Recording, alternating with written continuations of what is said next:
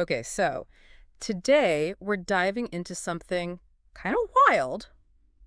AI that's like right here in the real world, not just stuck in the cloud, you know? Yeah. Yeah. And you sent over a ton of info on this SenseCap Watcher thing. We've Right. got live streams, product descriptions, even a whole Kickstarter campaign. hmm Feels like we're getting a sneak peek at the future, huh? Yeah, it's exciting stuff. Yeah. What's really interesting about the Watcher is it's almost like, remember how we were talking about AI assistants on your phone? Right? It's kind of like taking that, but instead of just managing like your calendar, it's actually got its eyes on your living room. Okay, I like that. It's bringing that intelligence into your space, but it's supposed to, fit in, be useful, not just another screen. Exactly. Not your grandma's security camera. This thing's using serious tech. Oh, yeah, definitely. It's got actual machine learning happening right there on the device. Mm. I was watching one of the demos, right? hmm They showed it figuring out if someone was wearing a hat. Like, how do you even teach a computer that? It's wild, isn't it? And that really gets to how good these models are getting. Right. To break down a scene like that, you need to know shapes, positions, even what people normally wear. Right. That's a ton of data crunching in a tiny little box. You know, speaking of data crunching, they keep using this term edge AI. And I got to be honest, that's one of those tech terms I hear but don't really get. Sure. So for those of us who don't speak fluent tech, break it down. Why is it such a big deal that the AI is on the device? So usually a lot of AI stuff relies on sending your info, your data, to these giant data centers, the cloud, to do the heavy lifting. But edge AI, like with this Watcher thing, the processing, it all happens right there locally. Oh, I see. Faster, more private because your data is not flying around, and it even works offline if the internet goes out. Okay, that makes a lot of sense.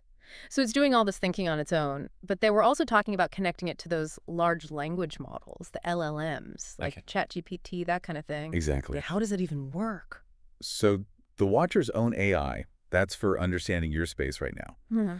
But by connecting to LLMs in the cloud through their SenseCraft platform, it's like gets this whole other level of knowledge. Really? And it can start to do some really complex reasoning. So give me a real world example. How does that actually play out? Okay, let's say there's, I don't know, a potential fire hazard. Okay. The Watcher might pick up on a little flicker of flame, but with the cloud, it can cross-reference that with other stuff, like a sudden temperature spike from a nearby sensor, or maybe the sound of crackling. It gets a much clearer picture than just one little clue. So it's like it has this intuition about your home, constantly thinking and checking things out.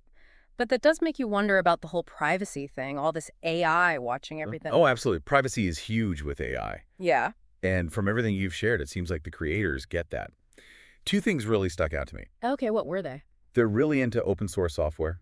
Like people can actually see the code, how the Watcher works, builds trust. Right, so it's not some mysterious black box. You know what's going on in there. Exactly. What is the second thing? You can choose to keep all the data local. Nothing going to the cloud if you don't want it to. Oh, wow. That level of control is really rare with smart devices. That's got to be a relief for anyone who's a little creeped out by, putting their whole life online. Right. It's like they're saying, we trust you to handle this. But then I also saw something about how they want you to tinker with it. Yeah. They mentioned Grove connectors. And I'll be honest, now we're getting into tech stuff I don't really understand. Okay, sure. So think of Grove connectors like those little Lego bricks. Mm-hmm. But for electronics, you can attach all sorts of stuff. Sensors, lights, even little motors. Oh, interesting. Like they're giving you an open invitation to mess around with it. Make it your own. So it's not just like a finished product then. It's more like a starting point. I like that. What kind of tinkering are we talking about here? Give me an example. Okay, well, imagine this, right? You've got a Watcher, but it's been specifically trained to recognize how your pet behaves. Okay. So it could warn you if they're doing something, potentially dangerous. That's smart. Or even just, send you cute little videos of them during the day. Okay, see, now that's just cool. But beyond the pet stuff, what else can people do with this kind of customization? Think about accessibility for a second. The Watcher could help someone with mobility issues, Yeah. right? So they could control their lights and stuff just by talking. Or maybe it gives them audio cues about their surroundings. Wow.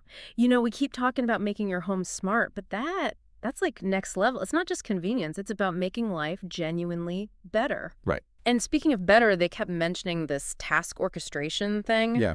That sounds like it's kind of important. What is that? It's the brains of the operation. Mm. It means the Watcher can actually figure out how to do what you want.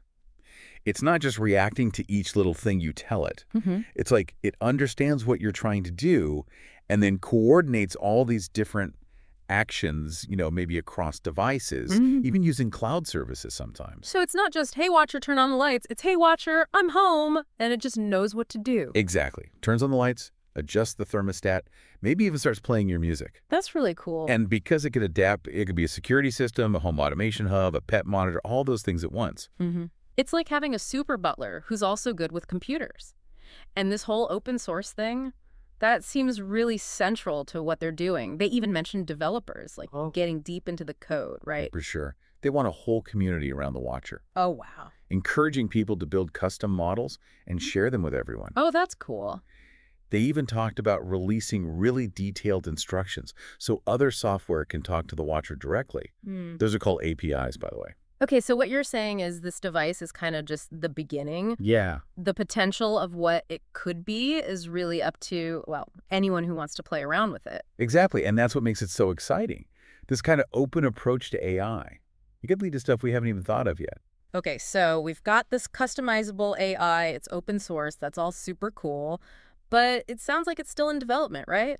Did they say anything about what they're planning for the future? Yeah, they did mention some pretty cool stuff they're thinking about. Like, I think they even said something about better hardware down the line. Oh, yeah. They were talking about maybe using even more powerful AI chips in future versions. And that could let them run even more complicated models right there on the device. Okay. Which would make the Watcher even smarter and faster. So it's like this little thing is just the first step. Totally. Who knows what it could become? Yeah. But for now, I think they left us with a pretty big question. Yeah. What would you make if you could build your own AI model for this thing? It's such a good question, right? Yeah. Because it gets to the core of why this tech is so cool.